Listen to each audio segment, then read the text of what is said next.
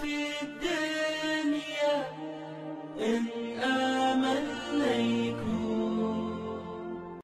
ওয়ালাইকুম আসসালাম রহমতুল্লাহ বারাকাতুহু। ভাই, পুলিশে ধরে যাকে নিয়ে যায় অপরাধের কারণে, সে অপরাধ করেছে, চুরি করেছে, মার্ডার করেছে, আরও কিছু অন্যায় করেছে, সেই অন্যায় কাজের কারণে যদি পুলিশ ধরে নিয়ে যায়, তাহলে সেই পুলিশদেরকে টাকা দিয়ে, ঘুষ দিয়ে তাকে ছাড়িয়ে নিয়ে আসা মানে হচ্ছে তার অন্যায় কাজে সহযোগিতা করা।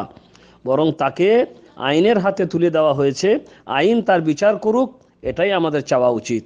সবাই যদি আমরা এটা চাই যে আইন তার বিচার করুক, সে আইনের হাতে ধরা থাক বা বিচার হোক তার, তাহলে সমাজ থেকে তো অনেক অন্যায় দূরীভূত হয়ে যাবে। আর ঘুষ দিয়ে, টাকা দিয়ে ছাড়িয়ে আনার কারণেই তো বর্তমান সমাজে অশান্তি যা আমরা বর্তমানে দেখতে পাচ্ছি। ওয়ালাইকুম আসসালাম রহমতুল্লাহ বারাকাতুহ। এক ভাইয়ের প্রশ্ন হচ্ছে, আল্লাহ তাআলা কোরআনকে কোথাও বলেছেন হুদাল্লিন নাস, আবার কোথাও বলেছেন হুদাল্লিল মুত্তাকিন, আরও হুদাল্লিন নাস, হুদাল্লিল মুত্তাকিন, আরও বিভিন্ন শব্দ অনেক জায়গাতে অনেক রকমভাবে আছে আর কি। এখন ভাইয়ের কথা হলো এখানে কি বিপরীত হয়ে গেল? ভাই, আল্লাহর কোনো কথাই বিপরীত হতে পারে না, আমাদের বোঝাতে বিপরীত হতে পারে। বুঝতে পারলেন? আল্লাহ কোথাও বলছে হুদাল্লিন নাস, মানে বিশ্ববাসীর জন্য এই কোরআন হচ্ছে হিদায়েত। বিশ্ববাসীর মধ্য থেকে যখন কেউ আল্লাহর উপরে ঈমান নিয়ে আসবে, তখন সে হবে মুমিন মুত্তাকি, তখন তাদের জন্য তো বিশেষ করে হিদায়েত হয়ে যাবে এই কোরআন। যারা ঈমান নিয়ে আসবে তখন তাদের জন্য বিশেষ বিশেষ ক্ষেত্র আছে, যেখানে মুত্তাকি আর আপনার বিশ্বাসীরা ছাড়া কেউ তা বুঝতে পারবে না। যেমন আল্লাহ কোরআনে বলছেন ওয়াফিল আরদে আয়াতুন লিল মুকিনিন, পৃথিবীতে আল্লাহর অনেক নিদর্শন রয়েছে, কিন্তু কাদের জন্য? বিশ্বাসীদের জন্য। এখন যারা অবিশ্বাসী, তারা কি আল্লাহর এই নিদর্শনগুলোকে দেখে আল্লাহকে চিনতে পেরেছে? পারেনি। অমুসলিম, হিন্দু, ইহুদি, খ্রিস্টান, বৌদ্ধ, জৈন যারা পৃথিবীতে বাস করছে, তারা কত কি অলৌকিক দেখছে, আল্লাহ রাব্বুল আলামিনের কত কি দেখছেন, কুদরতি নিজাম কত কি দেখছেন, চাঁদ, সূর্য, পৃথিবী, গ্রহ, উপগ্রহ, কত কি দেখছে। তারপরও তারা তো এগুলোকে বুঝতেই পারলো না এখনো পর্যন্ত, এগুলো আল্লাহর। কিন্তু যারা মুত্তাকি, তাদের জন্য তারা বুঝতে পারছে যে এই সূর্য, এই চাঁদ, এই তারা, পৃথিবী, আকাশ, এসব কিছু নিয়ন্ত্রিত হচ্ছে আল্লাহর নির্দেশে। তো মুত্তাকিদের জন্য বিশেষ করে হিদায়েত কোরআন, আর সমস্ত বিশ্ববাসীর জন্য হিদায়েত, যাদের চক্ষু আছে, যারা জ্ঞান গরিমা রাখে আর কি। তো সাধারণভাবে আল্লাহ কখনো বলেন, আর বিশেষভাবে আল্লাহ কখনো বলেন। আল্লাহ কখনো একটা নির্দেশ দেন, সাধারণভাবে নির্দেশ, আবার কখনো নির্দেশ দেন মুমিনদেরকে খাস করে নির্দেশ দেন। তো এটা আল্লাহ রাব্বুল আলামিনের পদ্ধতি, কিন্তু এই আয়াতের মধ্যে কোনো বিপরীত থাকে না। ওয়ালাইকুম আসসালাম রহমতুল্লাহ বারাকাতুহু। এক ভাই প্রশ্ন করেছেন যে নামাজের তাশাহুদে অল টাইম, মানে প্রথম থেকে নিয়ে শেষ পর্যন্ত যে তাশাহুদ আঙুলটা নড়ানো হয়, এটা কেন, মানে এর হিকমত কি আর কি, হকিকাত কি আর কি? ভাই, এটা এই জন্য নড়াতে হয় যে রাসূল করিম সাল্লাল্লাহু আলাইহি সাল্লাম নাড়াতেন। আমাদের কাছে কারণ একটাই, আল্লাহর নবী করেছেন, আমরা করব। তিনি কেন করেছেন সেটা তিনি জানতেন, আল্লাহ করতে বলেছেন অবশ্যই, কারণ তিনি তো আল্লাহর অনুমতি ছাড়া তো কোনো কাজ করবেন না। তো আমাদের কাছে যেটা কারণ, সেটা হচ্ছে আল্লাহর নবী করেছেন, বাস, তাই আমরা করব। ওয়ালাইকুম আসসালাম রহমতুল্লাহ বারাকাতুহু। রাসূল করিম সাল্লাল্লাহু আলাইহি সাল্লাম মৃত্যুবরণ করে দুনিয়ার জীবন থেকে চলে গেছেন বারজাখী জীবনে, কবরের জীবনে। বুঝতে পারলেন? তিনি মৃত্যুবরণ করে কবরের জীবনে তাকে দাফন করে দেওয়া হয়েছে, যেমন সাধারণ মানুষকেও দাফন করে দেওয়া হয়। বাকি থাকছে যে তাদের দেহ মাটি খাবে না। এটা হচ্ছে নবীদের বৈশিষ্ট্য, যে নবীদের দেহ মাটি খাবে না।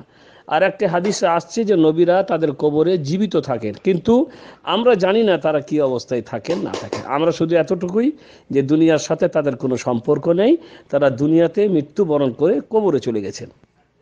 ওয়ালাইকুম আসসালাম রহমতুল্লাহ বারাকাতুহু। ভাই, বিতরের ব্যাপারে বুঝতে চেয়েছেন যে আমরা তো বিতরের ডেকারেতে মানে সালাসো রাকাতিল বিতরে বলে নিয়ত করি। তো এখন আমার কাছে যেটা শুনেছে তার বুঝতে অসুবিধা হয়েছে। তো প্রথম কথা ভাই আপনার, যে এই নিয়ত আর কোনোদিন করবেন না, মানে এই নিয়ত করার মাধ্যমে আপনার ভিতরের নামাজটাই বাতিল হয়ে যাচ্ছে। আপনি বুঝতে পারছেন না হয়তো, কারণ নিয়ত মুখে পড়তে হয় না। সালাসা রাকাতিল ভিতরে, আরবা রাকাতিল দোহরে, রাকাতানিল আল ফজরে, এইগুলা বলা এটা হচ্ছে বিদআত। কারণ কোনো হাদিসের কিতাবে এইরকম নিয়ত উল্লেখ হয়নি। নিয়ত আপনার মনের ব্যাপার, আপনি দাঁড়াবার সময় মনে মনে গাইছেন যে আমি এখন বিতির পড়তে চললাম, এটাই হচ্ছে আপনার নিয়ত। তো ভাই এই নিয়তটা আর কোনোদিন পড়বেন না, বাকি থাকছে আপনার ভিতরে নিয়মটা। তো আমি যেটা বলে দিয়েছিলাম ওইটাই আপনি পালন করতে চেষ্টা করবেন, যদি আপনাকে বিশ্বাস হয় আমার কথা। না হলে তো আমি জোর করে তো আর কিছু বলতে পারবো না কাউকে। সেটা হচ্ছে 3 রাকাত বিতের লাগাতার পড়বেন, মধ্যেখানে তাশাহুদ করবেন না। কারণ মধ্যেখানে তাশাহুদ করলে বিতেরটা মগরবের মতো হয়ে যায়, আর আল্লাহ নবী বিতরের নামাজকে মগরবের মতো করতে নিষেধ করেছেন। আর দ্বিতীয় নিয়ম যে আপনি 3 রাকাত বিতেরকে 2 রাকাত পরে আগে সালাম ফিরে দিবেন, তারপরে আবার আলাদা করে 1 রাকাত পড়বেন। ওয়ালাইকুম আসসালাম রহমতুল্লাহ বারাকাতুহু। এক ভাইয়ের প্রশ্ন হচ্ছে, আল্লাহর ওপরে পূর্ণ আস্থা না রেখে বাংলাদেশের সংবিধান পরিবর্তন করা হয়েছে, এদেরকে কি মুসলিম বলা যাবে? ভাই, আমরা কাউকে কাফের বলতে ভয় পাই, বুঝতে পারলেন? কারণ যদি কাফের না হয় তাহলে আমি কাফের হয়ে যাব। সেই জন্য আমরা সবাই তাদের কর্মকাণ্ডের কারণে আমরা এইসব কুফরি ফতোয়া দেব না, তাদের ব্যাপারটা আল্লাহর হাতে তুলে দেব। কারণ যদি তারা কুফরি কাফের না হয় তাহলে তো সমস্যা আমরাই পড়ে যাব। রাসূল করিম সাল্লাল্লাহু আলাইহি সাল্লাম বলেছেন, খবরদার তোমরা কাউকে কাফের বলো না, কারণ সে যদি কাফের না হয় তাহলে এই কথাটা তোমার উপরে ফিরে আসবে। সেই দিকে লক্ষ্য করে তারা সংবিধান পরিবর্তন করুন, আরও কিছু শরীয়ত বিরোধী কার্যকলাপ অনেক কিছু তারা করছে, সবই তো দেখতে পাচ্ছে মানুষ। কিন্তু তার কারণে আমরা ফতোয়া দিতে পারবো না। আল্লাহ রাব্বুল আলামিন জানেন যে তারা কাফের হয়েছে না হয়নি। ওয়ালাইকুম আসসালাম রহমতুল্লাহ বারাকাতুহু। ভাই, মৃত্যুর পূর্বে মানুষ তার চক্ষু, তার অনেক কিছু যে দান করে যায়, এমন শরীয়তে তার কোনো সমর্থন নেই। মানুষ মারা যাবে, মারা যাওয়ার পরে আল্লাহ তাআলা যে সব জিনিস তাকে দিয়েছিল সেই সব জিনিস সহ তাকে দাফন করবে। যেমন তার আকার আকৃতি যা কিছু ছিল, এখন মরার পরে যদি চক্ষু দান করে যায় তাহলে সেই চোখটা তোলা হবে। তার মরার কিছুক্ষণ পরেই তাড়াতাড়ি তুলতে হয় আর কি, একটু বেশি দেরি করলে সেই চোখ আর বেঁচে থাকবে না। তো তাড়াতাড়ি তার চোখ দুটো তুলে নিতে হবে। তার মানে হলো যে একটা মরার পরে তার আকারের বিকৃতি ঘটানো হচ্ছে, আর আকারের বিকৃত ঘটানো যাবে না। এটা আল্লাহর সৃষ্টি, আল্লাহর সৃষ্টির ওপরে কোনো হস্তক্ষেপ করা যাবে না। অতএব শরীয়তে এর কোনো দলিল নেই যে আমি আমার চক্ষুকে দান করে যেতে পারি। এটা আল্লাহর আমানত, আমানত আল্লাহ দিয়েছেন, সেই আমানত আল্লাহ রাব্বুল আলামিন আবার নিয়ে নিয়েছেন। বাস, যেমন মানুষটি তাকে ওই অবস্থাতেই তার কোনো কিছু না নিয়ে তাকে কবরে দাফন করতে হবে। অতএব এগুলা দান করে যাওয়াও ঠিক না, আর এগুলা তুলে নেওয়াও ঠিক হবে না কেউ যদি দান করে যায়। ওয়ালাইকুম আসসালাম রহমতুল্লাহ বারাকাতুহু। জি ভাই, একজন প্রশ্ন করছে, দাড়ি না রাখলে কি কাবিরা গুনাহ? জি ভাই, দাড়ি না রাখলে কাবিরা গুনাহ, কারণ দাড়ি রাখা ওয়াজিব। ওয়ালাইকুম আসসালাম রহমতুল্লাহ বারাকাতুহু। এক ভাই প্রশ্ন করেছে, জুমার দিনে আমরা আপনার সেন্ট, আতর ইত্যাদি যেগুলো ব্যবহার হয় আর কি, পারবো কি? জি অবশ্যই, অবশ্যই। জুমার দিনে এগুলা তো বিশেষ করে ব্যবহার করার কথাই এসছে। যারা জুমার দিনে সুন্দর করে গোসল করে সাধ্য মতো আতর সেন্ট ব্যবহার করে মসজিদে গিয়ে সামর্থ্য অনুযায়ী নামাজ পড়ে তারপরে মনোযোগ দিয়ে খতিবের খুতবা শুনে, তার ব্যাপারে আল্লাহ রসুল বলছেন তার এক জুমা থেকে আরেক জুমা এবং আরো 3 দিনকার গুনাহ, অতিরিক্ত আরো 3 দিনকার গুনাহ আল্লাহ মাফ করে দেন। ওয়ালাইকুম আসসালাম রহমতুল্লাহ বারাকাতুহু। একটা ভাই যে লকেটটা দিয়েছে, যাতে আল্লাহ লেখা আছে, এটা মানুষ ব্যবহার করছে অনেক বিপদ আপদ থেকে। ইন্ডিয়াতে তৈরি হচ্ছে, মেড ইন ইন্ডিয়া। বুঝতে পারলেন? ইন্ডিয়াতে তৈরি হোক আর কোথাও তৈরি হোক, মক্কা মদিনায় তৈরি হলে মনে হয় মানুষের বিশ্বাসটা আরও বেশি বাড়তো, কারণ মক্কা মদিনা পবিত্র জায়গা আর কি। তো ভাই কথা হচ্ছে, যদি মক্কাতেও তৈরি হতো আর মদিনাতেও তৈরি হতো তবে তা শিরিক, তবুও তা শিরিক হতো। বুঝতে পারলেন? মনে হয় ইন্ডিয়া তো কাফের দেশ, সেখানে তৈরি করা তো দূরের কথা, যদি মক্কাতেও তৈরি হতো আর মদিনাতেও তৈরি হতো আর বিশ্বে এটাকে বলা হতো যে মক্কা মদিনায় তৈরি করা জিনিস অনেক বরকতের, অনেক ফজিলতের, তবু তা শিরিক। এরকম জিনিস ব্যবহার করা শিরিক, আল্লাহ রসুল সাল্লাল্লাহু আলাইহি সাল্লাম বলেছেন।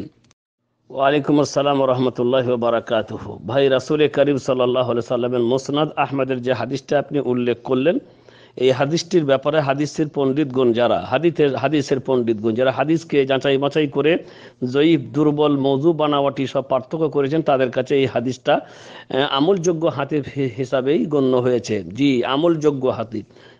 মান আল্লাকা তামিমাতান ফাকাদ আশরাকা, যে তাবিজ ঝুলালো সে শিরিক করলো। এই মর্মে আরো হাদিস আছে, মান আল্লাকা তামিমাতান ফাকাদ উক্কিলা ইলাইহি, যে তাবিজ ব্যবহার করবে তাকে আল্লাহ তাবিজের ওপরে নির্ভরশীল বানিয়ে দিবেন। এ মর্মে আরো হাদিস আছে, ইন্নার রুকা ওয়া তামাইম ওয়া তাওয়ালাতা শিরকুন, ঝাড়ফুঁক এবং তাবিজ কবজ এবং জাদুবিদ্যা ইত্যাদি সবই শিরকীয় পর্যায়ে। এবং এই সমস্ত হাদিস যা আমি পাঠ করলাম, যেগুলো শোনালাম, এই সবই হাদিসগুলো আমলযোগ্য হাদিস, সহিহ হিসাবে প্রমাণিত। ওয়ালাইকুম আসসালাম রহমতুল্লাহ বারাকাতু। এক ভাই বলেছেন বদনজর কি, এটা কিভাবে জানবো, বাঁচার উপায় কি? ভাই, বদনজর আসলে বদনজর বলে একটা আছে। আর নাদারও আল আইনু হাক্কুন, বুখারী শরীফের হাদিসে বলা হয়েছে আল আইনু হাক্কুন, মানে নজর দোষ, বদনজর কাউকে যে লাগে এটা সত্যি কথা। এটা বুঝবেন কেমন করে? এটা বোঝার জন্য মনে করে না কোনো নির্দিষ্ট জিনিস নাই। তবে যখন দেখা যাবে ডাক্তারের কাছে গিয়ে, বিভিন্ন জায়গাতে গিয়ে, যে ডাক্তাররা বলছে কোনো রোগ নেই, কোনো কিছু না, অথচ ছেলে খাচ্ছে না, অথচ ছেলে দুর্বল হচ্ছে, আরও অনেক রকমের ভাব দেখা দিচ্ছে, তখন জানতে হবে যে হয়তো বদনজর লাগতে পারে। তো চিকিৎসার সাথে সাথে এই বদনজরেরও চিকিৎসা করতে হবে, মানে মৌলবীদের কাছে, হুজুরদের কাছে, ভালো ভালো পরেজগার হুজুর যারা শিরিক বিদাত করে না, এরকম হুজুরদের কাছে নিয়ে গিয়ে ঝাড়ফুঁক করাবেন। ইনশাআল্লাহ তাআলা যদি সমস্যাটা বদনজরের হয়, তাহলে ইনশাআল্লাহ আল্লাহ দেবে, আস্তে আস্তে করে সুস্থ হয়ে উঠবে ইনশাআল্লাহ তাআলা। ওয়ালাইকুম আসসালাম রহমতুল্লাহি বারাকাতু। ভাই প্রশ্ন করেছেন যে অন্যায়ভাবে যাদেরকে নিয়ে পুলিশ কাস্টাডিতে হত্যা করা হয় তাদের কি হবে? তাদের ওই একটাই হবে যেটা আল্লাহ বলে দিয়েছেন, ওমান কাতালা মুমিনান মুতাআম্মিদা ফাজাযাউহু জাহান্নাম খালিদান ফিহা ওয়া গাদিবাল্লাহু আলাইহি ওয়া লা'নাহু ওয়া আ'আদ্দা লাহু আযাবান আযীমা। বুঝতে পারলে? আল্লাহ তাআলা বলে দিয়েছেন ওদের ব্যাপারে, যারা অন্যায়ভাবে কোনো মুমিনকে, কোনো মানুষকে, কোনো মুমিনকে হত্যা করে অন্যায়ভাবে, তাদের সাজা হচ্ছে চিরস্থায়ী জাহান্নামী। তা পুলিশ কাস্টাডিতে নিয়ে কোনো দোষ নাই, শুধু পার্টিগত ব্যাপারে এই পার্টি ওই পার্টিকে, ওই পার্টি এই পার্টিকে ধরে নিয়ে গিয়ে শুধু মানে নির্দোষীকে দোষী সাব্যস্ত করে যাকে হত্যা করা হয়, তারা এই আয়াতের পর্যায়ে পড়বে।